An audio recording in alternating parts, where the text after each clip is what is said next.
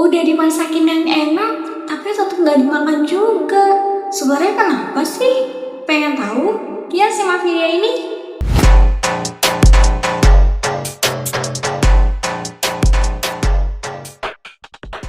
Hai Mam, welcome back teman saya, mamanya Sandra dan Sia. Jadi di video kali ini Mam, kita akan sharing session lagi atau sharing tentang pengalaman aku.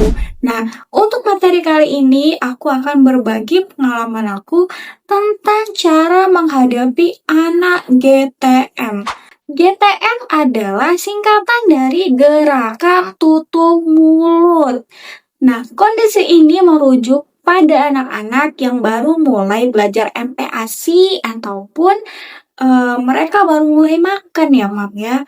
Nah, biasanya GTM ini tuh kondisinya seperti kalau misalnya kita mau suapin mereka makan, itu mereka tuh nggak mau buka mulutnya. Nah, disuapin tetap kayak gitu. Atau pas disuapin tuh udah masuk mulut tapi tetap diluek makanannya gitu. Padahal itu udah capek-capek masak gitu kan, tapi tetap aja nggak dimakan. Kadang kita tuh sebagai orang tua worry karena itu tuh bisa menyebabkan berat badan mereka tuh stuck dan nggak naik-naik. Ini tuh pernah Mam kejadian di aku, kejadian di anak pertama aku Mam. Nah, dia tuh susah banget makan. Berat badannya itu stuck dari dia umur 1 tahun. Nah, itu stuck sampai ke 1,5 tahun itu tuh stuck berat badannya di 12 kilo aja, Mam. Jadi tuh aku tuh pusing. Gimana sih caranya supaya naik berat badan sampai aku tuh udah bolak-balik memeriksakan dia loh, Mam. Kayak nanyain gitu loh ke bidan, ke dokter umum, ke dokter spesialis anak juga udah. Tahu nggak jawabannya itu sama. Itu karena dia terlalu aktif, nggak mau diem, terus jadinya tuh makanannya itu pindah jadi ke energi. Oh my God. Jadi ya sebagai orang tua tuh aku worry banget kan Mam gitu. Gimana sih supaya anak-anak tuh mau makan, soalnya dia tuh nggak mau makan nasi.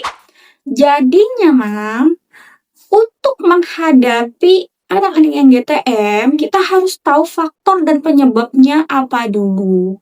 Nah, ini dia faktor dan penyebabnya, Mam. Jadi, sebelum kita lanjut ke pembahasan faktor dan penyebab kenapa anak-anak itu GTM, aku mau menjelaskan dulu tentang program yang aku buat bersama dengan tim-tim aku ya, Mam. Ini dia programnya.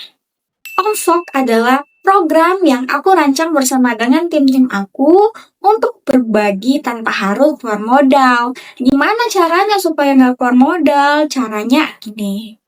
OnVlog sendiri adalah program yang aku rancang bersama dengan tim-tim aku untuk berbagi tanpa harus keluar modal. Sistemnya, kami akan menjalankan giveaway bulanan dan akan mencari pemenang dari giveaway tersebut untuk kami salurkan sedekah. Nah, tetapi sedekah tersebut akan kami salurkan atas nama para subscriber yang menjadi pemenang dari giveaway tersebut. Sebagian dari gaji aku akan aku salurkan untuk bersedekah, tetapi atas nama para subscriber yang terpilih menjadi pemenang dari giveaway bulanan. Seperti itu. Nah, kalau kalian tertarik untuk mengikuti, kalian boleh ikuti langkah-langkah yang sudah tadi aku cantumkan sebelumnya. Nah, kalau misalnya kalian tidak tertarik juga tidak apa-apa ya, aku tidak pernah memaksa. Oke, kita lanjut lagi ke penjelasannya.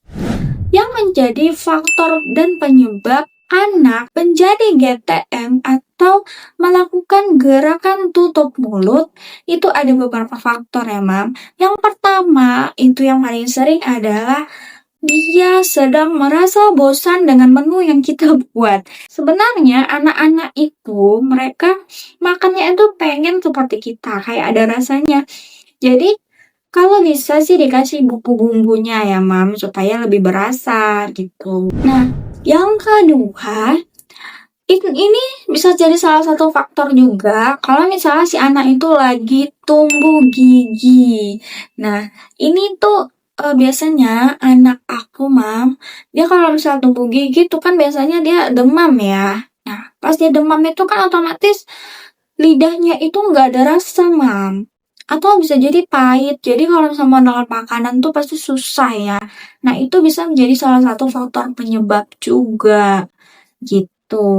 Nah, terus gimana cara mengatasinya ya supaya anak-anak ini tidak GTM lagi ataupun mereka mau makan walaupun nggak mau makan nasi tapi tetap ada asupan nutrisi lainnya yang bisa kita gantikan selain nasi gitu kan. Nah, ini dia tips dari aku dan cara aku supaya bisa menghadapi anak GTM. Yang pertama, aku selalu buatkan mereka menu yang variasi, Mam. Misalnya gini, untuk hari ini aku buatkan mereka sup gitu kan. Nah, terus, untuk menu besoknya atau menu di sore harinya itu aku buatkan mereka itu bubur lembek ataupun nasi lembek.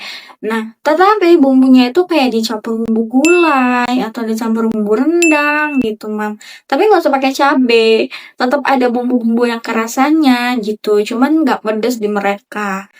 Kalau misalnya untuk bumbu rempah-rempah yang lain mungkin bisa dicoba kayak untuk buat kayak bumbu soto gitu. Nah, itu tuh bisa memicu nafsu makan mereka juga, Jadi kita harus memvariasikan menu-menu kita ya. Teksturnya juga harus diperhatikan, Mam. Tekstur itu kita harus lihat sesuai dengan umur dan perkembangan mereka. Kalau misalnya mereka udah di tahap makan nasi lembek, nah jangan lagi dikasih bubur-bubur yang lembek banget gitu loh. Nah, atau bubur encer, jangan lagi dikasih gitu, udah pasti nggak mau makan. Jadi kita harus sesuaikan dengan tekstur yang mereka mau gitu. Yang kedua, itu aku biasanya bikinin mereka snack untuk pengganti karbohidrat. Pengganti nasi ya, karena kan si kakak ini dia sangat susah makan nasi. Jadi aku biasanya itu bikinin mereka itu snack pengganti, Mam. Nah, snacknya itu apa?